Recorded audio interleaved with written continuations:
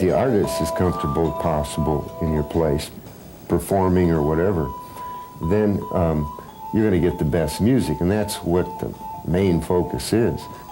The music shouldn't be in too large a place, any more than chamber music, string quartet. It's lost, the human expression, the feeling from the musicians, and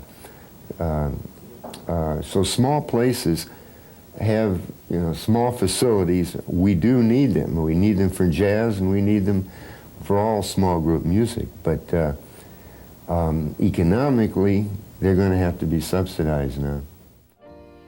The Bach Dancing and Dynamite Society has been a musical institution in the San Francisco Bay Area since scheduled programs began in 1966.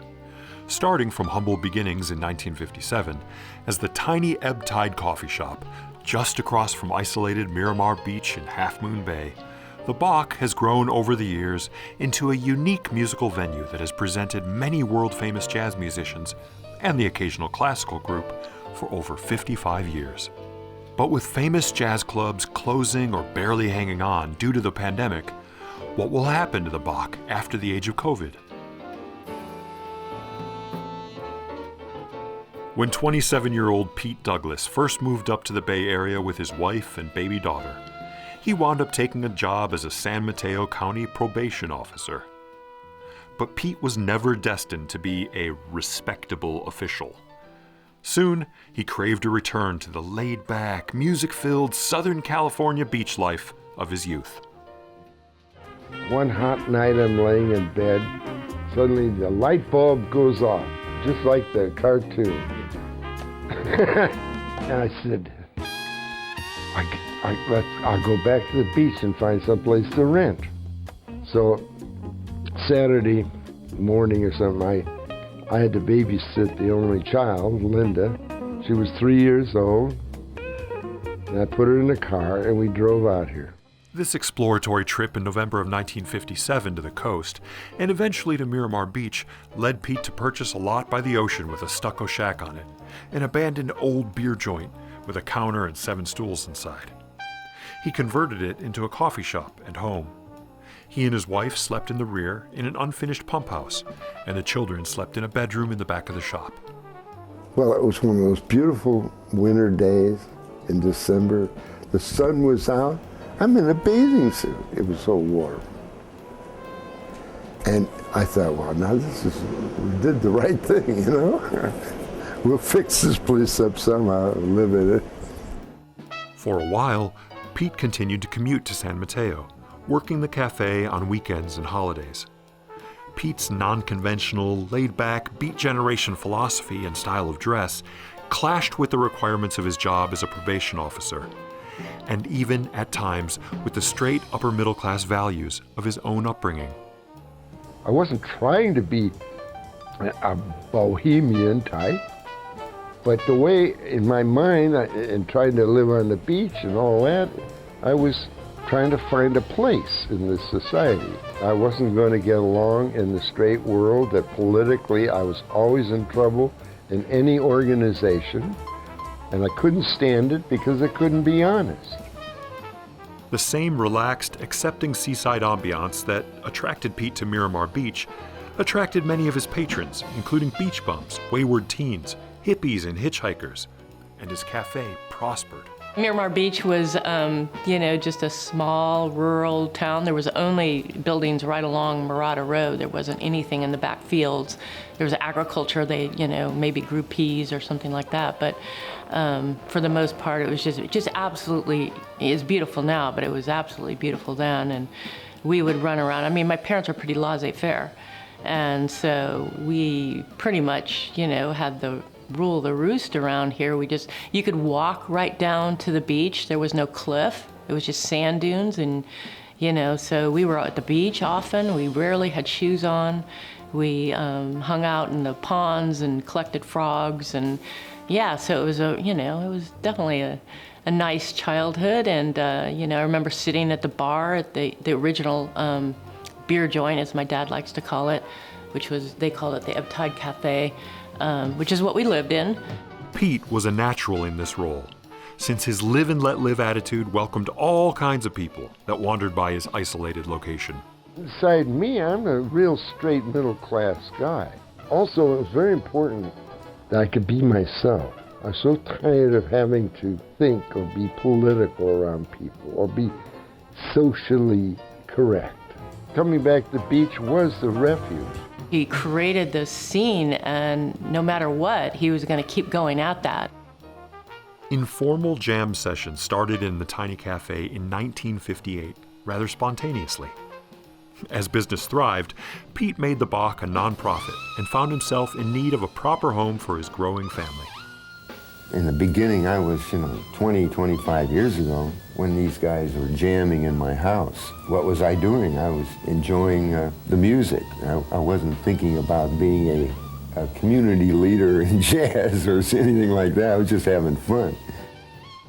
By 1966, a home was built around the coffee shop, and his new living room was used to accommodate up to 150 people for more formal music presentations.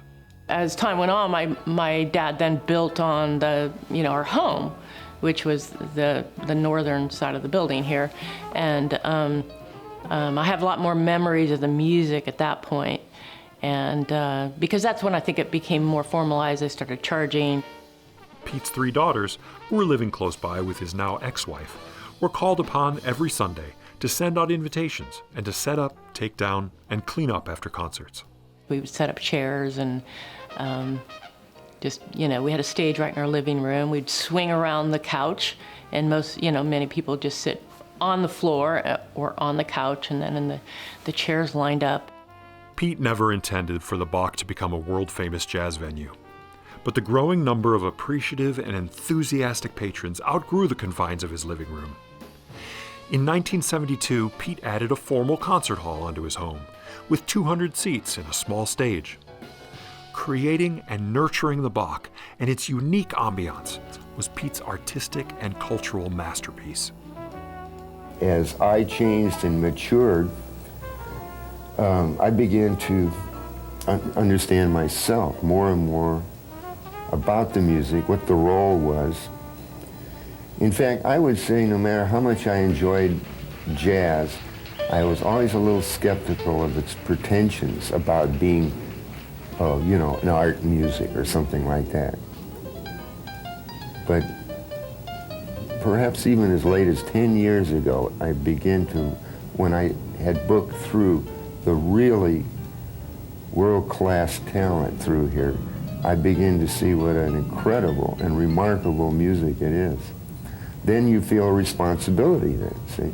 You're no longer just enjoying it, you feel responsible to the music, to presenting that music to an audience in the best possible way. I met Pete Douglas in 1973 through a mutual friend. I was living here in Santa Cruz in my Volkswagen bus, and I was looking to take some music recording classes at the College of San Mateo. And so I was gonna have to live somewhere up there, and I was living in my bus, and my mutual friend, Clark Schultes, who's actually serves on our board today at Kawumba Jazz, told me about this crazy guy, Pete Douglas, that had this house on the beach where he did jazz concerts every week, and he'd take me up and introduce me, and he thought that Pete would like me and that I could park my bus on his property and help him out and live there, and then commute over, just right over Highway 92 to College of San Mateo to go to school. So it was a great scene, and Pete was a love to hang out. And since I ended up not going to school, I had plenty of time on my hands to work around there and do projects and hang out with him, and we just talked music all the time. And I got to hear some great music. I remember a great Bobby Hutcherson concert. I remember Bill Evans played there, and I got to meet Bill Evans. It was my first experience, my first professional experience in the music business. So Pete was he was my mentor. He was the one who got me into the business.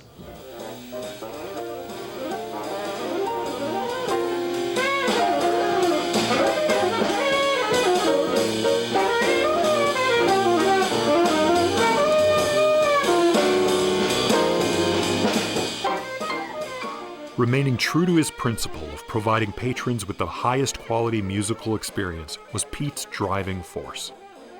He could be truthful to a fault and had a short fuse. He said what was on his mind and made no bones about it, sometimes hurting or angering those around him. Being kids here and, trying to live with him in this lifestyle, it was tough.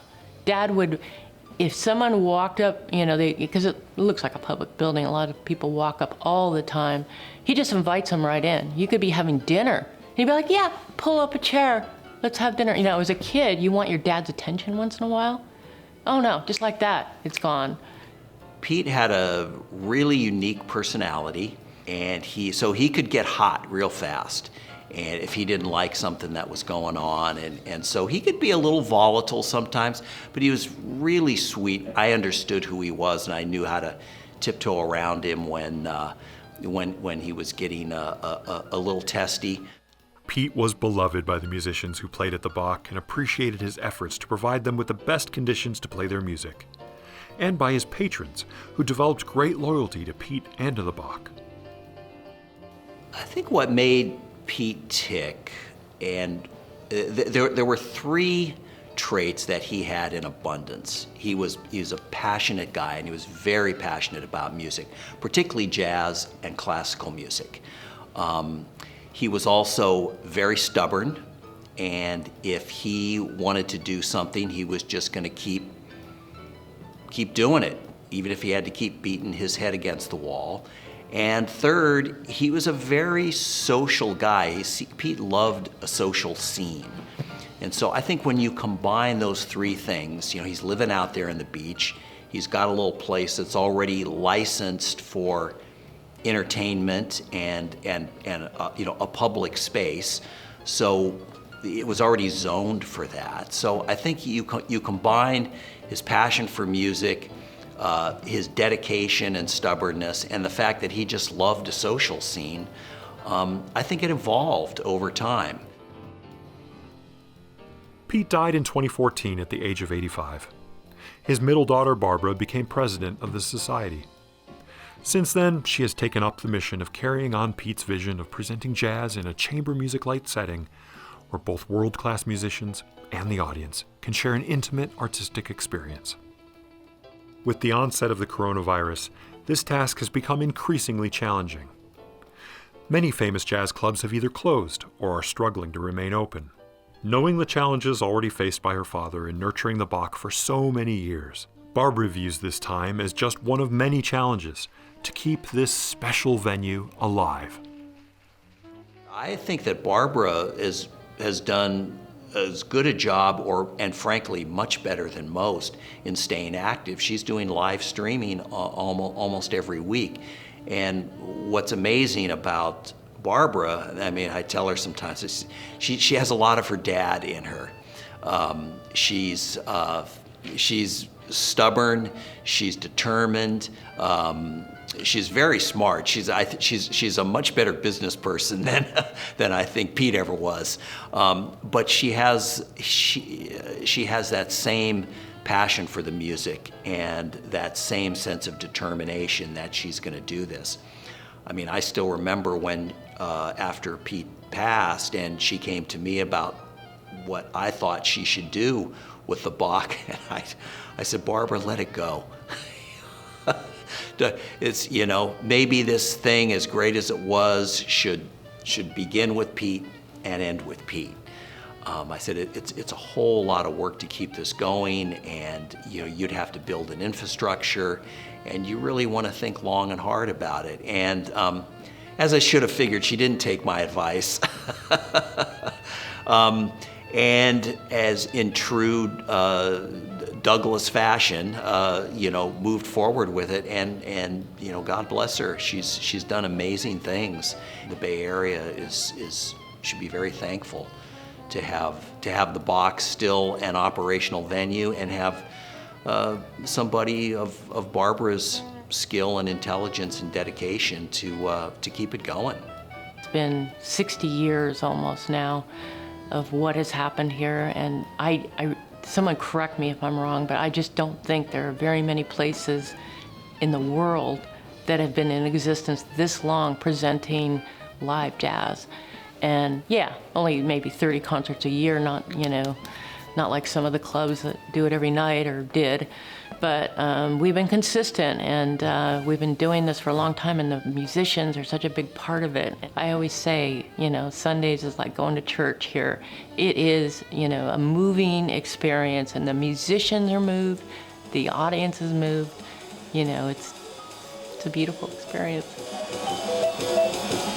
The one thing I've learned putting on any kind of music here, if I ever had one thing to say to audiences, it would be, if you have a fine artist and they're playing well, don't worry about what you know about the music.